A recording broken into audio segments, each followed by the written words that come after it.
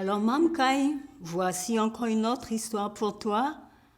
Li bol liam, li beaucoup. À cette époque, mes enfants, je suis 100% villiphone, comme toutes les filles de mon âge d'ailleurs, et qui commencent à peine à porter des sandales.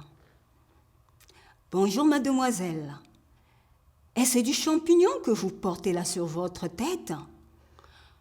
Je ne m'arrête pas, je ne réponds pas. Je continue droit devant moi, ma cuvette de champignons sur la tête. La dame, une Française d'une trentaine d'années, qui vient de m'interpeller, court après moi. Mais je ne comprends pas ce qu'elle dit.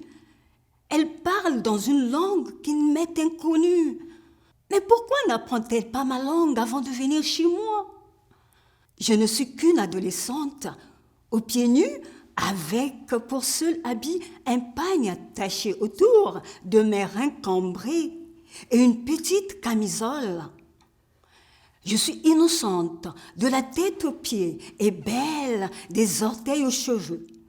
Je porte sur ma tête une cuvette de champignons, fruit de ma récolte que j'ai bien l'intention de vendre afin de m'acheter une paire de sandales. Toutes les jeunes femmes de mon âge portent des sandales. Le monde est voulu, hein? Je marche ça et là, l'œil vif, l'oreille à l'écoute. Il faut que ça se vende. Je ne tiens pas à repartir avec ce fardeau sur la tête, ça pèse.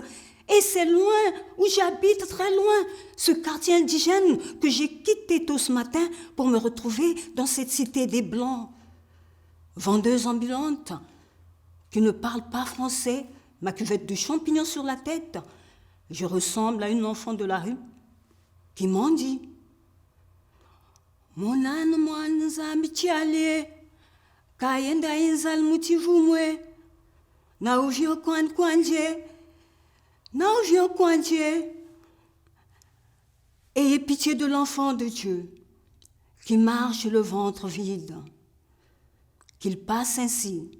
Vraiment qu'il passe. Dites-moi qu'il passe. Et l'enfant passe, sans que personne ne le remarque.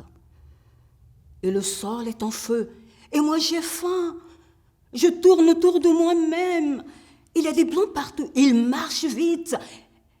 Il ne regarde ni à gauche ni à droite, ces blancs. Je commence à être agacée. La Française me rattrape enfin. Elle me demande: s'il vous plaît, mademoiselle, est-ce du champignon que vous avez là? Et je ne comprends aucun mot de ce qu'elle dit. Pourquoi ne parle-t-elle pas dans une langue normale? Je la regarde étonnée, l'air de dire: qu'est-ce que vous avez demandé? Répétez-le, s'il vous plaît. Mais elle ne comprend rien à ce que je dis, elle non plus. Alors, pour éviter un dialogue de sourdes, je secoue ma tête négativement et réponds dans ma langue vili: Monique, madame, allez les beaux, les beaucoup, non. Et je m'éloigne d'elle. La dame court après moi et insiste: voyons, dites-moi, je vous en prie, est-ce bien du champignon que vous avez dans votre cuvette? Je vous l'achète. Mais qu'est-ce qui le prend à celle-là? Monique, madame, allez li boliam li beaucoup.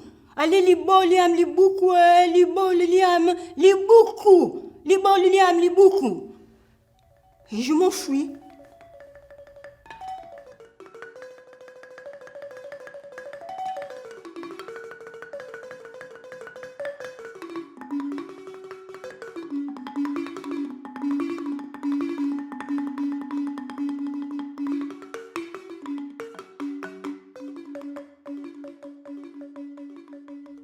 Je m'enfuis. Loin de la dame, mes frères éclatent de rire. L'un d'eux s'approche de la dame et répond à ma place: oui, madame, c'est du champignon tout frais et de gros calibre. Vous en voulez, madame? Bien sûr que j'en veux. dit-elle enfin soulagée. Et la dame achète tout ce que j'ai dans ma cuvette. Mes frères se moquent de moi, mais je leur dis, vous devrez plutôt vous moquer de la dame, pas de moi. C'est elle qui devrait avoir honte. Elle vient dans mon pays, elle veut mon champignon, elle ne connaît pas ma langue. N'aurait-il pas fallu qu'elle apprenne ma langue avant de venir ici et de brûler d'envie pour mon champignon? Ne trouvez-vous pas que j'ai raison, les enfants? Demande notre mère. Et nous répondons tous, bien sûr que oui, maman, c'est toi qui as raison. Depuis ce jour, mes frères et tous les membres de ma famille, ainsi que les habitants de mon quartier, m'appellent Monikou, Madame, les bols, liam, les beaucoup. Ce qui veut dire tout simplement, non, madame, c'est ma cuvette de champignons.